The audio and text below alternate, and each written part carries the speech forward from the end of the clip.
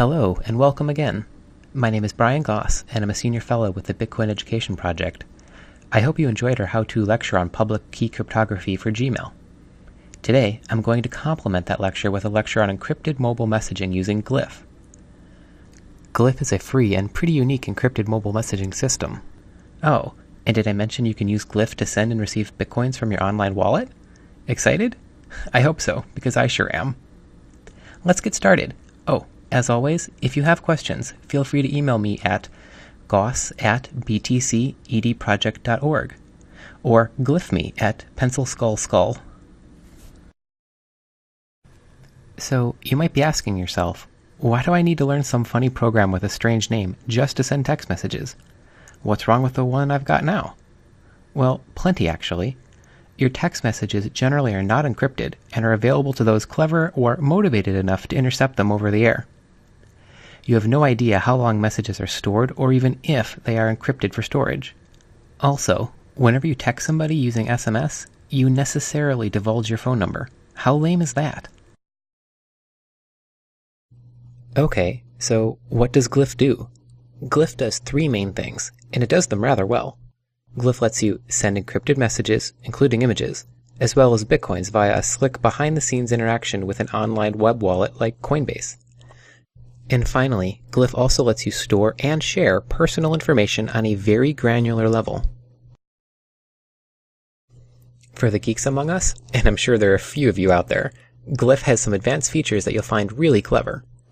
Because gliph stores messages on a central server, you can schedule message delivery, force messages to expire, and actually delete messages. If you are really hardcore, you can cut the proverbial cord and remove glyph's master key from your encrypted data. They call this their lockdown privacy feature. All this does is remove the ability of gliph admins to access your data, something that they need to do if you forget your password.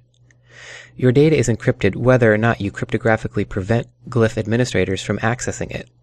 So your options are Option A, trust that gliph abides by their privacy policy and doesn't get their master encryption key hacked in exchange for help if you misplace your password. Or Option B, be master of your own domain, cut the ties completely, and suffer complete data loss if you forget your password. I don't know what their policy is regarding account deletion if you forgot your password while in lockdown mode, but you might lose your gliph as well. Finally, gliph lets you create anonymous and disposable email addresses on the fly.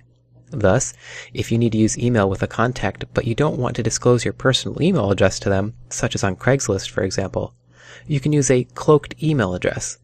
While gliph messaging is free, only your first cloaked email address is free. It will work until you discard it, but the next one will set you back $3. There are discounts for buying more than one. Oh, and you'll pay $5 if you want to enable attachments on your cloaked email address. Are there alternative services? Why are we highlighting this one? Well, yes, there are alternative services, including free open source alternatives. Gliph is, however, the only secure messaging client, at least at this time, that also lets you send Bitcoins. Also, from a purely practical perspective, this program is much easier to use than the alternatives, which is good for you, and therefore much easier for me to make a lecture about. That's a win-win in my book. Okay, so I'm sure you've been wondering, why in the world do they call it gliph? Are they from ancient Egypt or something? Well, no, or at least I don't think so. Anyways, gliph is a play on the word hieroglyph, the form of ancient pictographic writing, and it hints at their unique approach to usernames. To be specific, a username is called a glyph and is composed of 3 to 5 symbols called artifacts. For example, my glyph is pencil skull skull. I picked it because I'm a radiology resident and I should be studying for boards at the moment. Anyhow, feel free to add me to your connections. There are 20 artifacts that you can use to create your own personalized glyph. Thus, there are only 8,003 artifact glyphs. I had to work kinda hard to come up with mine. Okay, so are you ready to get glyphed? Well, take a look at the available artifacts. Take a moment and think about what combination best represents you. Happy hunting! So, what will you need to get started? Well, you'll need an iOS or an Android device, or a computer to use their web version, which, ironically, itself looks like an iPhone simulator. The sign-up is really straightforward. Point your device at https://gli.ph/m and download the software.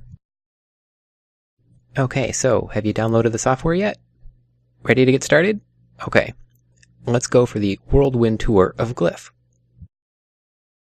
This part will move really quickly, so you might want to hit pause frequently and go back and watch a few segments again.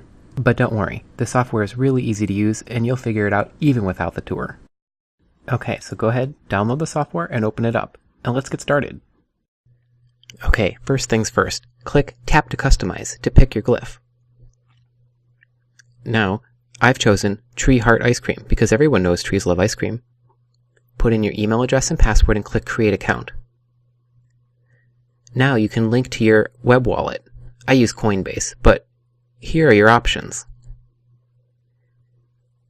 You'll get an email asking you to confirm your email address.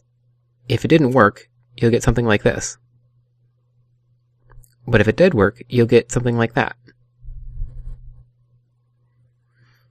Now click Profile to start filling out information about yourself. Here I've put in a first name, a last name, and an email address and chosen to make the email address private. Now click Find Glyphs to go find your friends. Like me. I'm Pencil Skull Skull. Go ahead and add me. We can be friends. Now click Request Connection. Then put in a tag like an easy to remember name for me. Then you'll be taken to your list of contacts. I'm BEP Fellow. Click on that one. Now you can see all the things that you can do to this contact. Go ahead and click on Message. Here you can see our conversation. Now click on the arrow in the upper left called Glyph View. Now click Edit Facets I Share. Here you can customize what you share with me. Just tap the words Shared or Private to toggle them.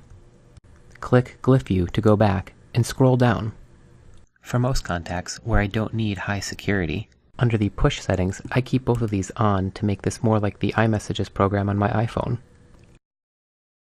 When security really matters, you need to do two things.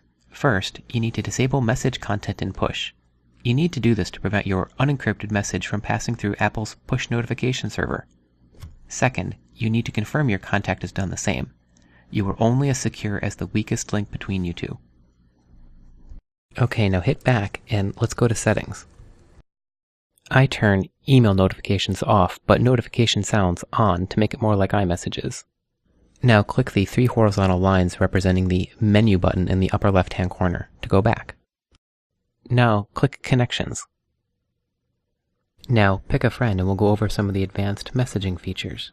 Here's some of the advanced features that you can use. If you click the little up arrow next to the Messages box, you can attach images, coins, set delivery or expiration times.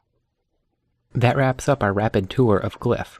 I hope I've been able to demonstrate some of the unique features of this secure messaging client, and I hope perhaps I've made it easier for you to start securely messaging people and sending people you know Bitcoins. Have a great day.